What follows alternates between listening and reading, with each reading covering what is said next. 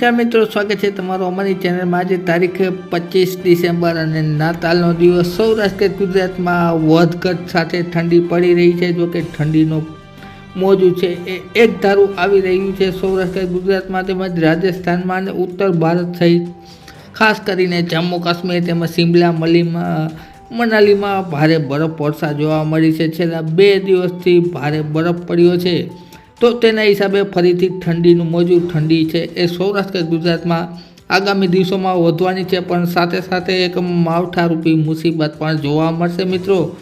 તેને લગતી સંપૂર્ણ વાત કરીશું આ વિડીયોમાં, માટે વિડીયોના અંત સુધી બનેલા રહેજો। તારીખ 25 બુધવારના સાંજના તાજા હવામાન સમાચાર જોઈએ તો ખાસ કરીને મધ્યપ્રદેશ બોર્ડર અને આ ઉપરાંત વાત કરીએ તો મહારાષ્ટ્ર બોર્ડરની આસપાસના ગુજરાતના વિસ્તારોમાં જેમ કે સુરત, વડોદરા, દાહોદ વિસ્તારમાં, આ ઉપરાંત વાત કરીએ તો ઉત્તર ગુજરાતની બોર્ડરની આસપાસના વિસ્તારોમાં છે એ સામાન્ય માવઠું જોવા મળી શકે છે। જોકે રાજસ્થાન અને મધ્યપ્રદેશમાં તેમજ મહારાષ્ટ્રના ઉત્તરી ભાગોમાં સારું એવું માવઠું છે એ જોવા મળી શકે છે। જોકે સૌરાષ્ટ્ર ગુજરાતમાં રાહત જોવા મળશે ભારે માવઠાથી। ત્યારબાદ મિત્રો વાત કરીએ તો તારીખ 26 ડિસેમ્બરના રોજ મહત્તમ તાપમાન છે એ 22 થી 23 ડિગ્રી જોવા મળશે મિત્રો અલગ અલગ વિસ્તારમાં, જેમાં સૌરાષ્ટ્ર ઝોનમાં તેમજ કચ્છ વિસ્તારમાં, આ ઉપરાંત ઉત્તર, મધ્ય અને દક્ષિણ ગુજરાતમાં। અને વાત કરીએ માવઠાની તો માવઠારૂપી આફત છે એ 26 તારીખના રોજ ઉત્તર ગુજરાતના અમુક વિસ્તારોમાં જોવા મળશે, જેમાં સામાન્ય માવઠા અને છાટાછૂટી જોવા મળશે મિત્રો।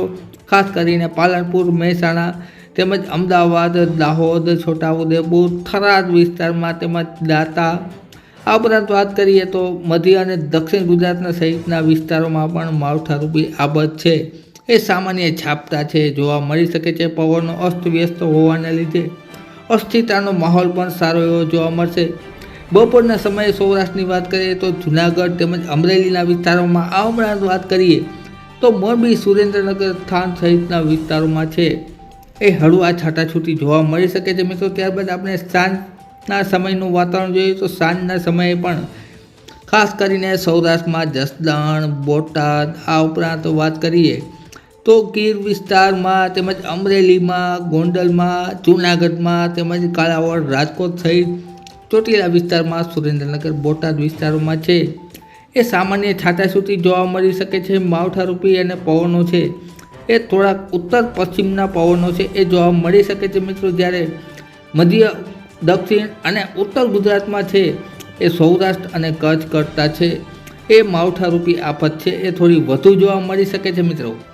ત્યારબાદ મિત્રો મહત્ત્વની વાત કરીએ 27 ડિસેમ્બરની, જેનો આપણે સૌથી વધુ દર હતો એવું પશ્ચિમી વિક્ષોભ અને અસ્થિરતા ભેગી થવાથી છે એ ઉત્તર ભારતના મેદાની પ્રદેશોમાં ભારે માવઠું જોવા મળશે, જેમાં મધ્યપ્રદેશ, દિલ્હી, જયપુર, રાજસ્થાન, પંજાબ સહિતના વિસ્તારોમાં, આ ઉપરાંત જમ્મુ કાશ્મીરના વિસ્તારોમાં ભારે બરફવર્ષા પણ જોવા મળશે।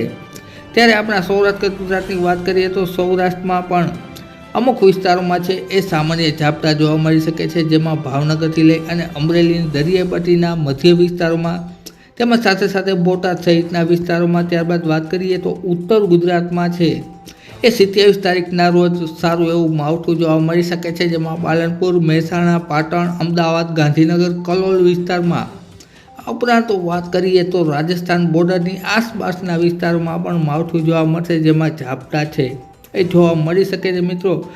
આ પશ્ચિમી વિક્ષોભ વધુ પડતું દક્ષિણ આવતું હોવાથી અને અસ્થિરતાના હિસાબે આ પ્રકારનું વાતાવરણ છે એ સર્જાઈ રહ્યું છે।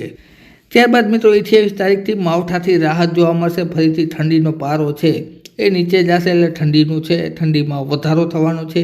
ત્યારબાદ ફરીથી એક માવઠારૂપી આફત છે પશ્ચિમી વિક્ષોભ છે વધુ પડતું હાલ મુજબનો એનો ટ્રેક જોઈએ તો દક્ષિણ તરફ આવી રહ્યું છે, જેના હિસાબે અને પહોળાઈમાં પણ આ પશ્ચિમી વિક્ષોભ છે એ મોટું હોવાનું અત્યારે દેખાઈ રહ્યું છે, જેના હિસાબે આગામી દિવસોમાં એટલે કે 29, 30, 31 ડિસેમ્બરના રોજ અને જાન્યુઆરીના પ્રથમ સપ્તાહમાં છે એ માવઠારૂપી આફત આવી શકે છે। કેટલા પ્રમાણમાં અને કયા વિસ્તારમાં થશે માવઠું સૌરાષ્ટ્ર ગુજરાતમાં, તેને લગતી મહત્વપૂર્ણ સંપૂર્ણ જાણકારી અમે આપતા રહીશું, માટે અમારી ચેનલ સબસ્ક્રાઈબ કરી દેજો અને વિડીયો શેર કરી દેજો મિત્રો। વિડીયો જોવા બદલ આપનો ખૂબ ખૂબ આભાર।